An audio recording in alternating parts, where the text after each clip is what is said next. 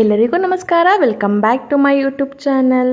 ಇವತ್ತು ಮಂಗಳವಾರ ಬೆಳಗ್ಗೆಯಿಂದನೇ ವ್ಲಾಗ್ನ ಸ್ಟಾರ್ಟ್ ಮಾಡಿದ್ದೀನಿ. ಹಾಗೆ ಇವತ್ತಿನ ವಿಡಿಯೋದಲ್ಲಿ ಒಂದು ಸಿಂಪಲ್ ಆಗಿರೋ ಟೊಮೊಟೊ ಬಾತ್ ರೆಸಿಪಿ ಕೂಡ ಶೇರ್ ಮಾಡಿದ್ದೀನಿ. ವಿಡಿಯೋನ ಎಲ್ಲೂ ಕೂಡ ಸ್ಕಿಪ್ ಮಾಡ್ತಾರೆ ನೋಡಿ. ಹಾಗೆ ಸ್ವಲ್ಪನಾದರೂ ಇಷ್ಟ ಆಯಿತು ಅಂದರೆ ಲೈಕ್ ಮಾಡಿ, ಹಾಗೆ ನಿಮ್ಮ ಫ್ರೆಂಡ್ಸ್ ಮತ್ತು ಫ್ಯಾಮಿಲಿಗೂ ಕೂಡ ಶೇರ್ ಮಾಡಿ. ಸೊ ಇವತ್ತು ಮಾರ್ನಿಂಗ್ ಟೊಮೊಟೊ ಬಾತಿಗೆ ಎಲ್ಲ ತರಕಾರಿ ಹಾಕಿ ನಾನು ಟೊಮೊಟೊ ಬಾತ್ ಮಾಡ್ತೀನಿ. ಮನೇಲಿ ಎಲ್ಲ ತರಕಾರಿನೂ ಖಾಲಿ ಆಗಿತ್ತು, ಅದಕ್ಕೆ ಜಿಪ್ಟೋದಲ್ಲಿ ಆರ್ಡ್ರ್ ಮಾಡೋಣ ಅಂತ ಹೇಳಿ ಆರ್ಡ್ರನ್ನ ಮಾಡ್ಕೊತಿದ್ದೆ. ಅಷ್ಟರಲ್ಲಿ ಮನೆ ಮುಂದೆ ಆಂಟಿ ತರಕಾರಿನ ತೊಗೊಂಬಂದಿದ್ರು. ಅವ್ರ ಕಡೆಯೇ ತರಕಾರಿ ತೊಗೊಳೋಣ, ತುಂಬ ಕಮ್ಮಿ ಆಗೋ ಸಿಗುತ್ತೆ ಅಂತ ಹೇಳಿ ತರಕಾರಿನ ತೊಗೊಂಡಿದ್ದೆ. ಹಾಗೆ ನಾನು ಟೊಮೊಟೊ ಬಾತಿಗೆ ಯೂಶ್ವಲಿ ಎಲ್ಲ ತರಕಾರಿನೂ ಹಾಕಿ ನಾನು ಟೊಮೊಟೊ ಬಾತನ್ನ ಮಾಡ್ತೀನಿ. ಹಾಗೆ ಮಧ್ಯಾಹ್ನಕ್ಕೆ ಮೊಸಪ್ಪನ್ನ ಮಾಡೋಣ ಅಂತ ಅಂದ್ಕೊಂಡಿದ್ದೆ. ಸೊ ಅದಕ್ಕೇನೆ ಮೊಸಪ್ಪಿನ ಸೊಪ್ಪು ಕೂಡ ನಮ್ಮಲ್ಲಿ ಇವಾಗ ಸದ್ಯಕ್ಕೆ ಫ್ರಿಡ್ಜ್ ಇಲ್ವಲ್ಲ, ಅದಕ್ಕೆ ಅಷ್ಟಾಗಿ ತರಕಾರಿಯನ್ನು ತೊಗೊಳ್ಳಿಕ್ಕೆ ಹೋಗೋದಿಲ್ಲ.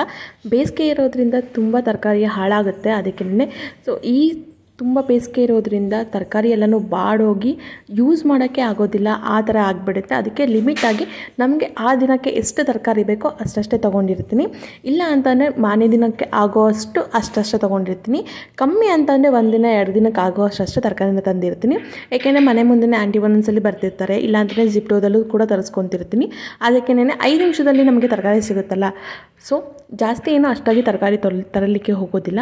ಬೆಳಗ್ಗೆ ನಿನ್ನೆ ರೈಸ್ ಬಾತ್ ಮಾಡೋಣ ಅಂತ ಹೇಳಿಬಿಟ್ಟು ಟೊಮೊಟೊಗೆ ಎಲ್ಲ ತರಕಾರಿನೂ ಕೂಡ ಹಚ್ಕೊತಿದ್ದೆ. ಮಾಮೂಲಿಯಾಗಿ ನಾನು ರೊಟ್ಟಿ ಮಾಡಿದ್ರೆ ನಾನು ಕುಂಜಲ್ಗೆ ತಿನ್ಸೋಕ್ಕೆ ಹೋಗೋದಿಲ್ಲ.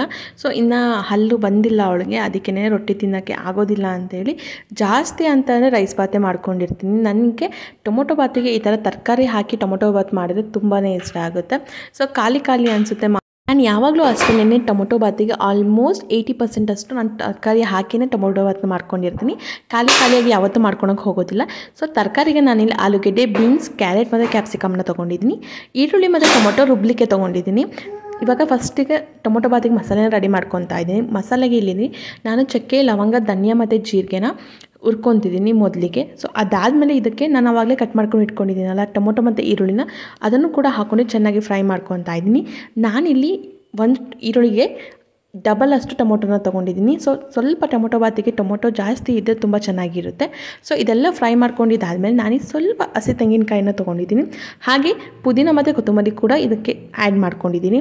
ಹಾಗೆ ನಾನಿಲ್ಲಿ ಶುಂಠಿ ಬೆಳ್ಳುಳ್ಳಿ ಕೂಡ ಆ್ಯಡ್ ಮಾಡ್ಕೊಂಡಿದ್ದೀನಿ. ನಾನಿಲ್ಲಿ ಶುಂಠಿ ಬೆಳ್ಳುಳ್ಳಿ ಪೇಸ್ಟ್ನ ತೊಗೊಂಡಿಲ್ಲ, ಹಸಿಯಾಗೇ ಶುಂಠಿ ಮತ್ತು ಬೆಳ್ಳುಳ್ಳಿನ ತೊಗೊಂಡಿದ್ದೀನಿ. ಸೊ ಅದಾದಮೇಲೆ ಮೊದಲಿಗೆ ನಾವು ಹುರಿದಿಟ್ಕೊಂಡಿದ್ವಿ ಧನಿಯಾ, ಜೀರಿಗೆ ಎಲ್ಲನೂ ಕೂಡ ಹಾಕಿ ಒಂದ್ಸಲಿ ಫ್ರೈ ಮಾಡ್ಕೋಬೇಕು. ಆದಷ್ಟು ಟೊಮೊಟೊ ಮತ್ತು ಈರುಳ್ಳಿ ಫುಲ್ ಒಂದು 90% ಸಾಫ್ಟ್ ಆಗೋಷ್ಟು ಹುರ್ಕೋಬೇಕು.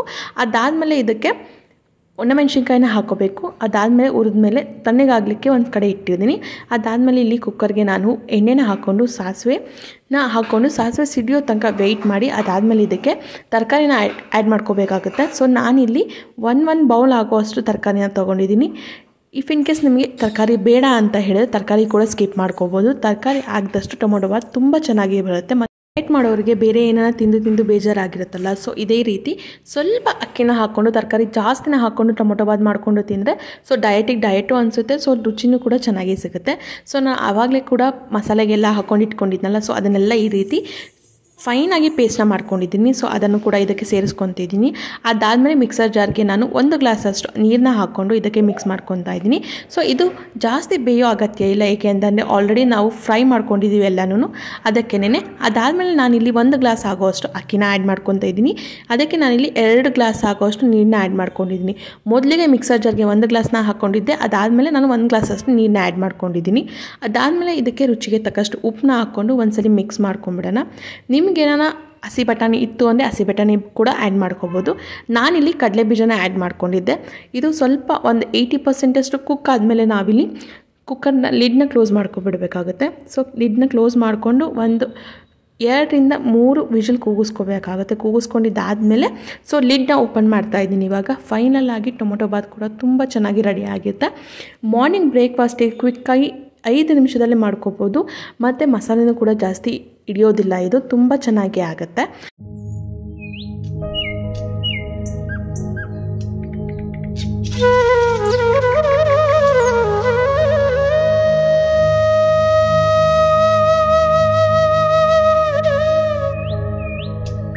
ತಿಂಡಿ ತಿಂಡಿ ತಿಂದಿದ್ದಾದಮೇಲೆ ಪಾಪಗೂ ಕೂಡ ನಾನು ಟೊಮೊಟೊ ಬಾತನ್ನ ತಿನ್ನಿಸಿದ್ದೆ. ಸೊ ನಾವು ಏನನ್ನ ನಾವು ತಿಂತೀವೋ ಅದನ್ನೇ ಕೂಡ ಅವಳಿಗೂ ಕೂಡ ಕೊಡ್ತೀವಿ. ಅವಳಿಗೆ ಅಂತ ಹೇಳಿ ಸ್ಪೆಷಲಾಗಿ ನಾನು ಏನೂ ಮಾಡೋಕ್ಕೆ ಹೋಗೋದಿಲ್ಲ. ಇಫ್ ಇನ್ ಕೇಸ್ ನಾನೇನೋ ರೊಟ್ಟಿ ಏನಾರ ಮಾಡಿದ್ವಿ ಅಂತ ಹೇಳಿದ್ರೆ ಆವಾಗ ಏನೋ ಆಲ್ಟರ್ನೇಟಾಗಿ ಮಾಡಿರ್ತೀನಿ. ಇಲ್ಲ ಅಂತಂದರೆ ರೈಸ್ ಐಟಮ್ ಮಾಡಿದ್ವಿ ಅಂತ ಹೇಳಿದ್ರೆ ಸೊ ಅವಳಿಗೂ ಕೂಡ ಅದನ್ನೇ ಕೊಟ್ಟಿರ್ತೀನಿ. ಅವಳಿಗೂ ತುಂಬಾ ಇಷ್ಟ ಆಗುತ್ತೆ. ಸೊ ಖಾರ ತುಂಬ ಚೆನ್ನಾಗಿ ತಿಂತಾಳೆ, ಸ್ವೀಟ್ ಅಷ್ಟಾಗಿ ಇಷ್ಟಪಡೋದಿಲ್ಲ. ಹಾಗೆ ಮನೆಗೂ ಕೂಡ ಅಕ್ಕಾಗಿ ಬಂದಿದ್ದರು. ನಾನು ಟೈಲರಿಂಗ್ ಮಿಷಿನ್ ತಂದಿದ್ನಲ್ಲ, ಇದು ಆ್ಯಕ್ಚುಲಿ ನಂದಲ್ಲ, ಚಿಕ್ಕಮ್ಮದು. ನಾನಿವಾಗ ಟೈಲರಿಂಗ್ ಕ್ಲಾಸ್ಗೆ ಹೋಗೋಣ ಅಂತ ಅಂದ್ಕೊಂಡಿದ್ದೀನಿ. ಅದಕ್ಕೆ ಅವ್ರ ಕಡೆಯಿಂದ ಇಸ್ಕೊಂಡಿದ್ದೆ. ಅದೊಂದು ಚೂರು ಜಾಸ್ತಿ ದಿನ ಆಗಿತ್ತು ತೊಗೊಂಡು, ಅವ್ರು ಯೂಸೇ ಮಾಡಿರಲಿಲ್ಲ ಅಂತ ಹೇಳಿ. ಇವಾಗ ಅಕ್ಕ ರೆಡಿ ಮಾಡಿಕೊಡ್ತಿದ್ರು. ಸೊ ರೆಡಿ ಮಾಡಿ ಕೊಟ್ಟರು. ಹೊಲಿಗೆ ಕೂಡ ಚೆನ್ನಾಗಿ ಬರ್ತಿದೆ. ಸೊ ಅದನ್ನು ಎಲ್ಲಿಡೋದು ಅಂತಲೇ ಟೆನ್ಷನ್ ಆಗಿತ್ತು. ರೂಮಲ್ಲಿ ಇಡೋಣ ಅಂತ ಅಂದರೆ ಪಾಪು ಕಾಟ, ಏನಾದರೂ ಕೈಗೆ ಹಾಕಿಬಿಟ್ರೆ ಚಕ್ರದ ಹತ್ರ ಅಂತ ಹೇಳಿ ಭಯ ಆಗಿತ್ತು.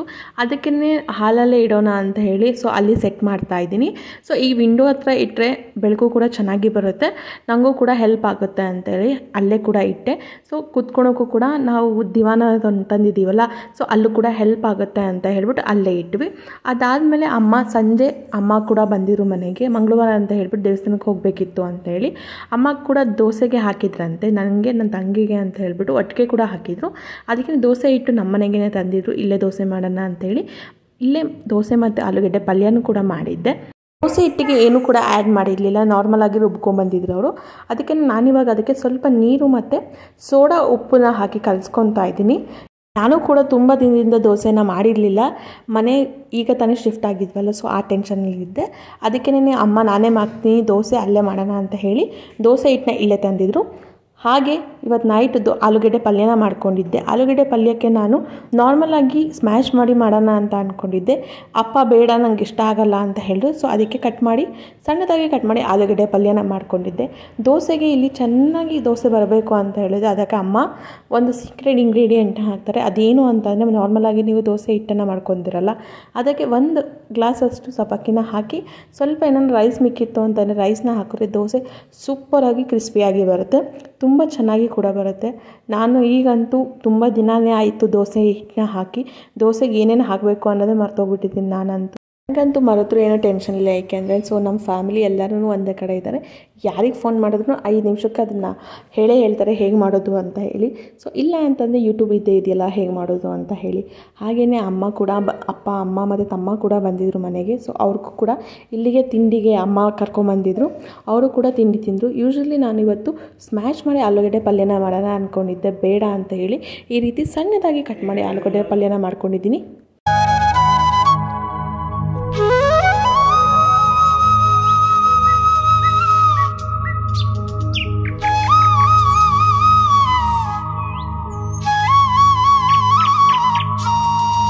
ಪಲ್ಯಕ್ಕೆ ಏನೇನು ಬೇಕಲ್ಲ ಇದೆಲ್ಲನೂ ಕೂಡ ಕಟ್ ಮಾಡಿ ಎತ್ತಿಕೊಂಡಿದ್ದೆ. ಹಾಗೆ ಒಗ್ಗರಣೆಗೆ ಏನೇನು ಬೇಕು ಎಲ್ಲನೂ ಕೂಡ ಎತ್ತಿಟ್ಕೊತಿದ್ದೀನಿ, ಮರಿಬಾರ್ದು ಅಂತ ಹೇಳಿ.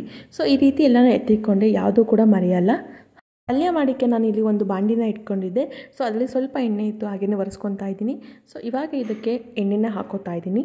ಎಣ್ಣೆ ಹಾಕೊಂಡ್ಮೇಲೆ ಎಣ್ಣೆನ ಕಾಯಲಿಕ್ಕೆ ಬಿಡಬೇಕು. ಸೊ ಅದಾದಮೇಲೆ ನಾನು 1 ಸ್ಪೂನಷ್ಟು ಸಾಸಿವೆನ ಹಾಕೋತಾ ಇದ್ದೀನಿ. ಹಾಗೆ ಅರ್ಧ ಟೇಬಲ್ ಸ್ಪೂನ್ ಹಾಕೋಷ್ಟು ಜೀರಿಗೆನ ಹಾಕೋತಾ ಇದ್ದೀನಿ. ಇದಾದಮೇಲೆ 1 ಸ್ಪೂನಷ್ಟು ಕಡಲೆಬೇಳೆನೂ ಕೂಡ ಆ್ಯಡ್ ಮಾಡ್ಕೊಂಡಿದ್ದೀನಿ. ನಿಮಗೆ ಕಡಲೆಬೇಳೆ ಜಾಸ್ತಿ ಬೇಕು ಅಂತ ಹೇಳಿದ್ರೆ ಜಾಸ್ತಿ ಕೂಡ ಆ್ಯಡ್ ಮಾಡ್ಕೋಬೋದು. ಇದಕ್ಕೆ ಇವಾಗ ನಾನು ಕರಿಬೇವು ಮತ್ತು ಹಸಿಮೆಣಸಿನ್ಕಾಯಿನ ಆ್ಯಡ್ ಮಾಡ್ಕೊತಿದ್ದೀನಿ. ನೀವು ಆದಷ್ಟು ಎಣ್ಣೆಲ್ಲ ಆ್ಯಡ್ ಮಾಡ್ಕೊಳ್ಳಿ, ಖಾರ ಚೆನ್ನಾಗಿ ಬಿಡುತ್ತೆ. ಅದಾದಮೇಲೆ ನಾನು ಸಣ್ಣದಾಗಿ ಕಟ್ ಮಾಡಿರೋ ಈರುಳ್ಳಿ ಕೂಡ ಆ್ಯಡ್ ಮಾಡ್ಕೊತಾ ಇದ್ದೀನಿ. ಈರುಳ್ಳಿ ಆಲ್ಮೋಸ್ಟ್ ಒಂದು 90% ಫ್ರೈ ಆಗಬೇಕು, ಗೋಲ್ಡನ್ ಬ್ರೌನ್ ಆಗುವಷ್ಟು ಈರುಳ್ಳಿನ ಫ್ರೈ ಮಾಡ್ಕೋಬೇಕಾಗುತ್ತೆ. ಇದಾದಮೇಲೆ ಇದಕ್ಕೆ ನಾನು ಸಣ್ಣದಾಗಿ ಕಟ್ ಮಾಡ್ಕೊಂಡಿದ್ದೀನಲ್ಲ ಆಲೂಗಡ್ಡೆನೂ ಕೂಡ ಆ್ಯಡ್ ಮಾಡ್ಕೊಂಡಿದ್ದೀನಿ. ಆಲೂಗಡ್ಡೆನ ಆ್ಯಡ್ ಮಾಡಿಕೊಂಡು ನೀವು ಒಂದ್ಸಲಿ ಮಿಕ್ಸ್ ಮಾಡ್ಕೋಬೇಕಾಗುತ್ತೆ. ಸೊ ಮಿಕ್ಸ್ ಮಾಡ್ಕೊಂಡಿದ್ದಾದಮೇಲೆ ಇದಕ್ಕೆ ಆಲೂಗಡ್ಡೆ ಮುಳುಗೋ ಅಷ್ಟು ನೀರನ್ನ ಆ್ಯಡ್ ಮಾಡ್ಕೋಬೇಕಾಗುತ್ತೆ. ತುಂಬ ಜಾಸ್ತಿ ನೀರನ್ನ ಆ್ಯಡ್ ಮಾಡ್ಕೊಳಕ್ಕೆ ಹೋಗಬೇಡಿ. ಆಲೂಗಡ್ಡೆ ಬೇಯೋ ಅಷ್ಟು ನೀರನ್ನ ಆ್ಯಡ್ ಮಾಡಿಕೊಂಡ್ರೆ ಸಾಕು. ಸೊ ಆಲೂಗಡ್ಡೆ ಕ್ವಿಕ್ಕಾಗಿ ಬೇಯುತ್ತೆ. ಸೊ ಜಾಸ್ತಿ ಬೇಯಿಸೋ ಅಗತ್ಯ ಏನಿರೋದಿಲ್ಲ. ಸೊ ಇದಾದಮೇಲೆ ಇದಕ್ಕೆ ರುಚಿಗೆ ತಕ್ಕಷ್ಟು ಉಪ್ಪನ್ನ ಆ್ಯಡ್ ಮಾಡಿಕೊಂಡು ಲಿಡ್ನ ಕ್ಲೋಸ್ ಮಾಡಿ ಆಲೂಗಡ್ಡೆನ ಬೇಯಲಿಕ್ಕೆ ಇಟ್ಟಿದ್ದೀನಿ. ಸೊ ಅದಾದಮೇಲೆ ನಾನು ಲಿಡ್ನ ಓಪನ್ ಮಾಡಿ ನೋಡ್ತಾ ಇದ್ದೀನಿ ಹೇಗೆ ಬೆಂದಿದೆ ಅಂಥೇಳಿ. ಒಂದ್ಸರಿ ಚೆಕ್ ಮಾಡ್ಕೊಳ್ಳಿ ಆಲೂಗಡ್ಡೆ ಬೆಂದಿದೆಯೋ ಇಲ್ವೋ ಅಂತ ಹೇಳಿಬಿಟ್ಟು. ಸೊ ಬೆಂದಾದಮೇಲೆ ಇದಕ್ಕೆ ನಾನಿಲ್ಲಿ ಹಸಿ ಕಾಯಿ ತುರಿನ ಹಾಕ್ಕೊತಾ ಇದ್ದೀನಿ. ನನಗೆ ತುರಿಯೋದು ಅಂದರೆ ಅಷ್ಟೊಂದಿಗೆ ಇಷ್ಟ ಆಗೋದಿಲ್ಲ, ಅದಕ್ಕೆ ಸಣ್ಣದಾಗಿ ಕಟ್ ಮಾಡಿ ಮಿಕ್ಸರ್ ಜಾರ್ಗೆ ಹಾಕಿಬಿಟ್ಟಿರ್ತೀನಿ. ಸೊ ಇದಾದಮೇಲೆ ಫೈನಲಾಗಿ ಆಲೂಗಡ್ಡೆ ಪಲ್ಯ ಕೂಡ ರೆಡಿ ಆಗಿತ್ತು. ಸೊ ಪಾಪು ಕೂಡ ಲೇಟ್ ಆಗಿತ್ತು ಅಂತ ಹೇಳಿ ದೋಸೆ ತವಾ ಕೂಡ ಕಾಯಲಿಕ್ಕೆ ಇಟ್ಟಿದ್ದೆ. ದೋಸೆ ತವಾ ಕೂಡ ಕಾದಿತ್ತು, ಅದಕ್ಕೆ ನಾನಿವಾಗ ದೋಸೆ ಹಾಕೋತಾ ಇದ್ದೀನಿ. ಸೊ ದೋಸೆ ಹಿಟ್ಟಿನ ಅಳತೆ ನಾನು ಮೊದಲೇ ಹೇಳಿದ್ದೆ, 1 ಗ್ಲಾಸ್ ಅಕ್ಕಿಗೆ 1 ಸ್ಪೂನಷ್ಟು ಮೆಂತ್ಯ ಮತ್ತು ಉದ್ದಿನಬೇಳೆನ ಹಾಕೋಬೇಕಾಗುತ್ತೆ. ಹಾಗೆಯೇ ಅದಕ್ಕೆ ಸಬ್ಬಕ್ಕಿ ಮತ್ತು ಅನ್ನನೂ ಕೂಡ ಹಾಕಿ ಆ್ಯಡ್ ಮಾಡಿ ನೀವು ಮಿಕ್ಸಿಗೆ ಹಾಕ್ಕೊಂಡ್ರಿ ಅಂತಂದರೆ ಈ ಥರ ಕ್ರಿಸ್ಪಿಯಾಗಿ ನೀವು ದೋಸೆನ ಹಾಕೋಬೋದಾಗುತ್ತೆ. ತುಂಬ ಚೆನ್ನಾಗಿ ಹೋಟ್ಲಲ್ಲಿ ನೀವು ಯಾವ ರೀತಿ ದೋಸೆನ ತಿಂತೀರೋ ಅದೇ ರೀತಿ ಕೂಡ ಮನೇಲಿ ಕೂಡ ದೋಸೆ ಕೂಡ ಬರುತ್ತೆ. ಸೊ ಈ ಅಳತೆನ ಟ್ರೈ ಮಾಡಿ ನೋಡಿ. ಹಾಗೆ ಆಲೂಗಡ್ಡೆ ಪಲ್ಯ ಕೂಡ ರೆಡಿ ಆಗಿತ್ತಲ್ಲ, ಸೊ ನಾನು ತಟ್ಟೆಗೆ ಸರ್ವ್ ಮಾಡ್ಕೊತಾ ಇದ್ದೀನಿ. ಎಷ್ಟು ಸೂಪರಾಗಿ ಬಂದಿದೆ ನೋಡಿ. ಸೊ ಇವತ್ತಿನ ವೀಡಿಯೋನ ಇಲ್ಲಿಗೆ ಎಂಡ್ ಮಾಡ್ತಾ ಇದ್ದೀನಿ. ಇವತ್ತಿನ ವೀಡಿಯೋ ನಿಮ್ಗೆ ಏನಾದರೂ ಸ್ವಲ್ಪನಾದರೂ ಇಷ್ಟ ಆಯಿತು ಅಂದರೆ ಲೈಕ್ ಮಾಡಿ, ಹಾಗೆ ನಿಮ್ಮ ಫ್ರೆಂಡ್ಸ್ ಮತ್ತು ಫ್ಯಾಮಿಲಿಗೂ ಕೂಡ ಶೇರ್ ಮಾಡಿ. ಮತ್ತೊಂದು ವೀಡಿಯೋ ಜೊತೆ ಸಿಗ್ತೀನಿ. ಅಲ್ಲಿ ತನಕ tata bye. Thanks for watching.